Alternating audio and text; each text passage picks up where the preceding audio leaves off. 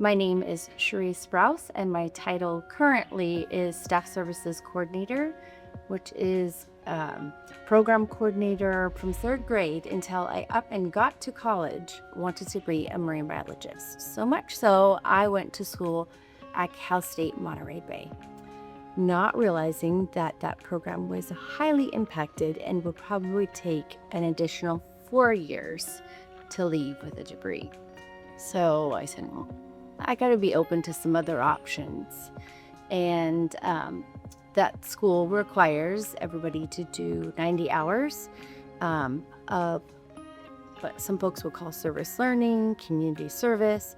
And in that, that's how I discovered collaborative health and handed services in the public health field until I went to a workshop, and they had an activity where you were reflecting on your career in public health and kind of why you were called to do the work. And it was reflecting back and thinking about how I was raised, and that without the public health system and Medi-Cal and being born premature, being raised by a single mom, being probably the second college graduate in my family, second to my grandfather, really then I was like, oh, well, no wonder why I ended up in the public health field is kind of ingrained throughout being raised and growing up. There is no typical day. You could be writing progress reporting the first half of the day, and then the second half of the day, you're program planning with your team or community partners on an upcoming event, an outreach event, education, media campaign, messaging, or it could be, because looking at budgets and program planning and invoices, and then so there's a lot of the administrative, analytical stuff, but then there's a lot of the balance of being able to be creative and innovative, and ultimately, though, leveraging those two things to come together to make change in the community in that positive way to impact health. I will start with the more analytical things. So reporting, budget monitoring, staff supervision, direct reports, and then moving more into like the more innovative and creative things, taking your work plan and looking at it and thinking about what community partners, relationships, and what resources, what tools do you have, and then what do you need, and then pursuing those. And then along the way, of course, there will always be challenges and barriers, and that's where I think the innovative piece comes in. They're the heart of the work, and it goes in equal balance and relation, I have found. That's one of the first things I did when I moved to Stanislaus County. I started building relationships and getting out in the community. And it just starts by continually to show up authentically, and realize that it just takes time over time to build trust. And then the biggest piece is accountability. If you say you're going to do something, or you say you're going to provide something, or you say you're going to follow up, do it. And I think that integrity, and that's something that public health as an institution can uphold for our community partners. That's one of the rules within public health, I feel like, is our strong suit is being really able to provide that backbone support. And it can be some of the simplest things like scheduling the room or putting together the agenda and meeting minutes that keeps a group going and convening and actually making progress. And then the piece that the community partners bring, and especially the community members, are their lived experience, their voice, their expertise on what is working in the community, and then what the community's needs are. So without the community and community partners, we would be making a ton of uninformed decisions and not good stewards of tax dollars. So without them, that wouldn't be possible. If you had asked the younger me starting out in public health, I would have told you direct service, like direct program service, seeing participants, clients, and I would have said, I don't ever want to work in policy work.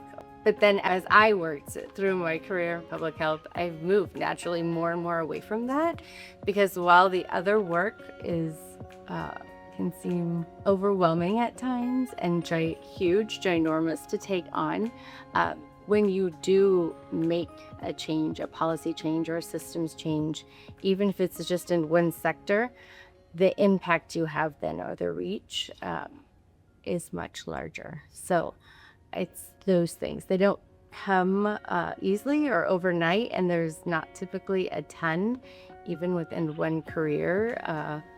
But I think even if you're just laying the foundation for someone else to continue the work, the biggest one is I came into public health when value-based care, moving from fee-for-service, was called whole person care. And now just seeing and thinking back and seeing now where that's moved to, and the Affordable Care Act and those things, those advancements, that over time you just have to be patient and for those to come to fruition and for things to align and come together.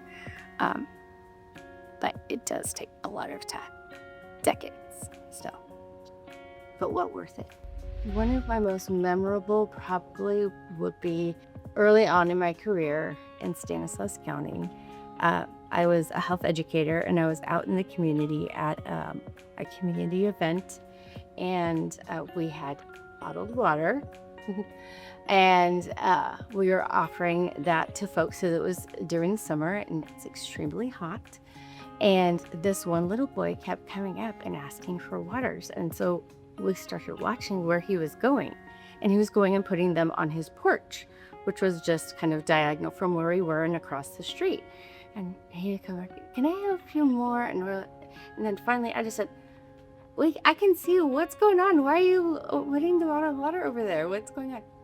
"Well, they turned off our water, and we're not sure when we're gonna get it turned back on. And sometimes our neighbor lets us use the hose, but..." And we're like, "Hold on, I'll carry this case for you over here. Then let's, is anyone home that we can talk to, and we connect them with resources to help, get your water turned back on?" And, "Oh no, they're out here somewhere in the park." And I was like, "Okay, well, let us know." So that was one of the most ones that sticks to me. I guess any student thinking that that's the career path that they want to choose, it'd be nice to see it happen at the undergraduate level, but really getting out into the field and learning actually what does the typical day look like, what does that entail. It's great to do outreach events, but that means planning, prepping, loading, unloading, those physical aspects. Or if we're not just promoting biking, we're actually getting on bikes and loading bikes and raffling off bikes to kids who have done a walking program, or just so many different aspects of that type of work. And you may think you like it, or you may think, "Oh, I want to improve health," and you think about tracking data or community meetings or those things, but it's a mixture typically of those things. So I highly recommend interning, volunteering, and really getting into it and getting a feel for it. And then it'll also help you see where you're called to within public health even. Once I was in public health, that shift from when I first started in public health, even before I was with Stanislaus County, working directly with clients or participants, and then that shift into really more policy systems, environments change work that I thought would be no fun, really came about from watching a video, and it was at a training, and learning about car seats. I think that's kind of when things started to shift. I was like, "Oh, okay, maybe there is something to this policy systems, environments change work." So when did that shift kind of happen? I mean, it didn't happen overnight, but it was a slow process. A leadership role. Like all of the other aspects of public health can't go at it alone. I think that that's something that most public health leadership, all the way down to direct line staff, especially now post-COVID and the pandemic, really realize with regards to my career in public health.